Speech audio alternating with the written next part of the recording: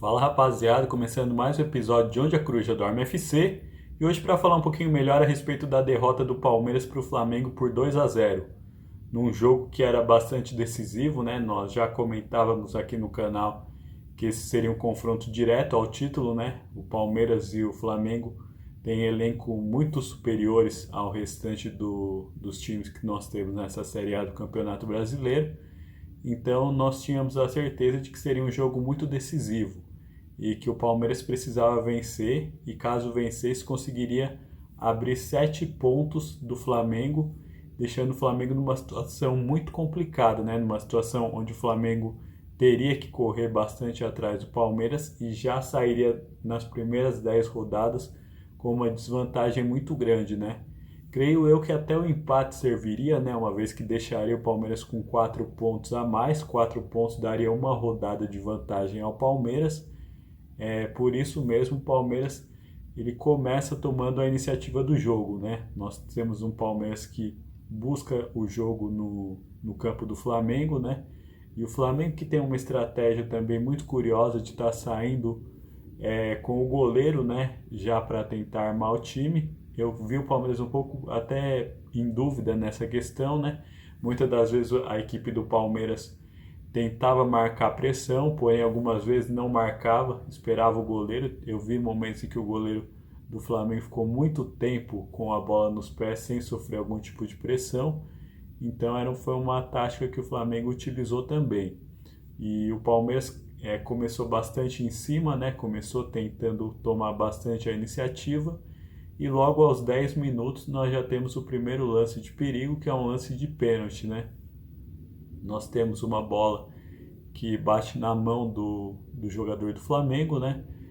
Inicialmente até gerou uma certa dúvida, né? Porque pelas câmeras, né? Nós tivemos 3 tipos de câmera. Na primeira era totalmente inconclusivo, né? Tanto na primeira quanto na segunda, porque parecia que não estava alinhada junto à linha da área, né? Não se sabia. Porém, a terceira imagem que o VAR mostrou foi totalmente conclusiva porque mostra claramente a linha da grande área e o jogador do Flamengo toca com a mão na bola já dentro da área. Então foi marcado o pênalti e o pênalti foi cobrado pelo Piquerez. E o Piquerez novamente naquela que é talvez a maior maldição do Palmeiras em termos de tanto de disputa de pênalti quanto de pênaltis importantes. É inacreditável como o Palmeiras cobra mal o pênalti, é inacreditável como o Palmeiras em lances que precisa aproveitar o pênalti não aproveita. Vamos lembrar o jogo contra o Corinthians, né? A decisão que até esse momento ainda está entalada na garganta de todo palmeirense, que foi o pênalti perdido pelo Rafael Veiga. A gente pode perceber que foi algo muito parecido que aconteceu, algo que é fundamento, algo que principalmente com o histórico do Palmeiras deveria ter sido chamada a atenção. O Palmeiras deveria treinar de forma mais séria a cobrança de pênalti, porque não foi uma cobrança em que o goleiro do Flamengo fez um milagre. Não, foi uma cobrança mal batida. O Piquerez bateu mal. Ele não só bateu de forma ruim o pênalti, como ele telegrafou o que ele iria fazer, né? Então ficou até, até uma questão um pouco mais fácil para o goleiro do Flamengo. E é muito preocupante essa questão de pênalti, porque às vezes eu tenho até dúvidas se eu quero que saia pênalti a favor do Palmeiras, principalmente em jogos decisivos. Já perdemos um título para o Corinthians por essa questão de penalidade mal cobrada e hoje perdemos a chance de deixar um dos nossos adversários diretos ao título, deixá-lo muito longe e criar bastante dificuldade no campeonato. Então, o Palmeiras hoje poderia disparar, poderia ser um líder disparado aí, com grandes chances aí, grande favoritismo no campeonato, só que graças à nossa ineficiência na questão dos pênaltis, mais uma vez nós ficamos para trás. Então, como diz aquela velha frase do Muricy Ramalho, né? A bola pune. Então, a partir daí, o Palmeiras, mesmo que conseguiu concluir o primeiro tempo de forma melhor do que o Flamengo. O Palmeiras foi para o segundo tempo, eu não sei se abalado psicologicamente, creio que por mais que o Palmeiras tenha uma mentalidade muito forte, é impossível que isso não tenha abalado, nem que seja um pouco o psicológico dos jogadores. Então o Palmeiras volta para o segundo tempo. E no segundo tempo nós temos mais uma vez a questão do VAR. Nós temos uma jogada do Murilo com a Arrascaeta, onde o Murilo chega a encostar no Arrascaeta com o braço, porém eu não vejo puxão. E aqui eu não estou sendo clubista. Na minha visão, pelo que eu pude perceber, ele faz o movimento com o braço, ele sim encosta no Arrascaeta, mas ele não chega a puxá-lo, não chega a impedir a passagem dele. E o Arrascaeta, logicamente, foi bastante esperto na jogada e foi lá e caiu. E o lance foi revisado pelo VAR inúmeras vezes e a gente pode até ver pela trajetória do corpo do Arrascaeta que a queda dele não foi uma queda natural, uma queda provocada pelo Murilo.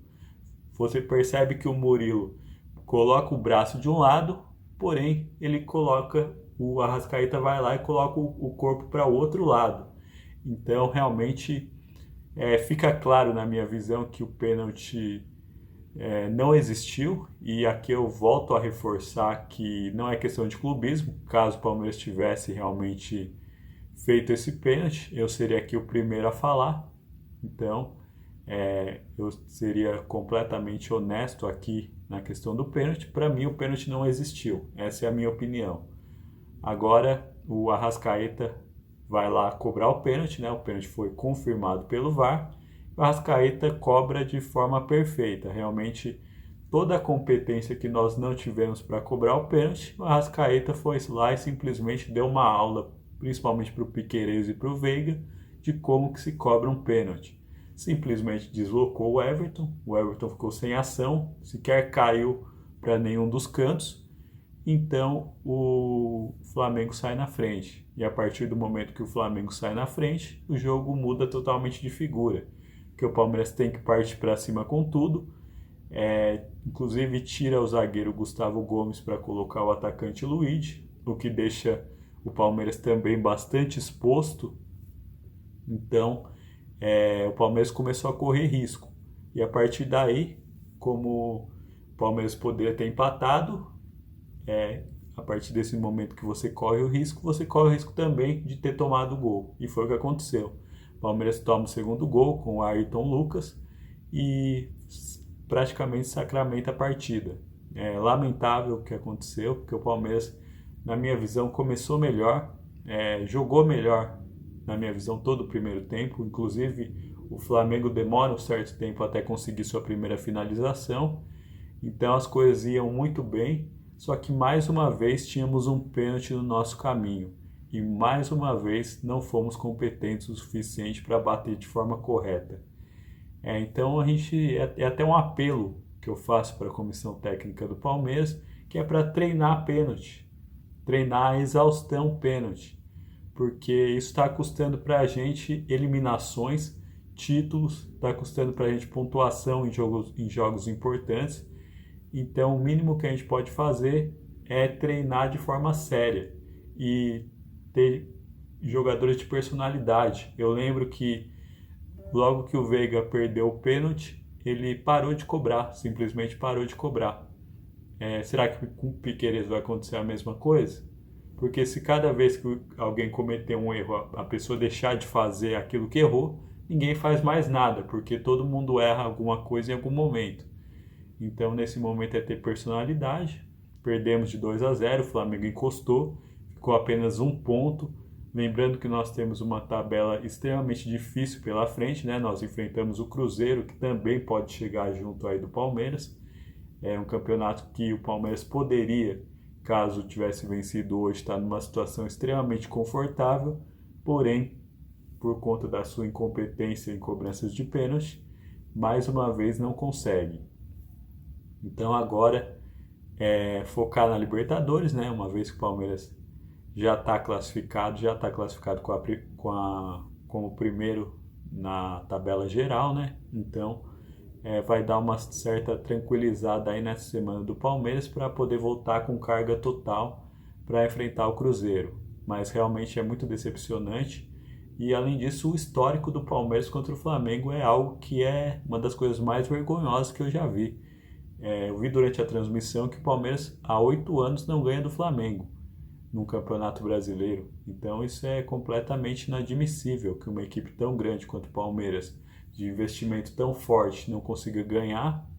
E além de tudo, nós não temos o fator casa. O Palmeiras, por incrível que pareça, vai melhor fora de casa como visitante do que dentro da sua própria casa, algo que também me preocupa bastante, porque a partir do momento que o Palmeiras não tem uma equipe confiável em casa, fica difícil a gente prever a questão da pontuação de título, porque o que muito se diz é que tem que se garantir a pontuação dentro de casa para você poder pleitear o título. E se o Palmeiras não nos dá essa garantia de que vai bem em casa, fica difícil a gente fazer qualquer projeção de título.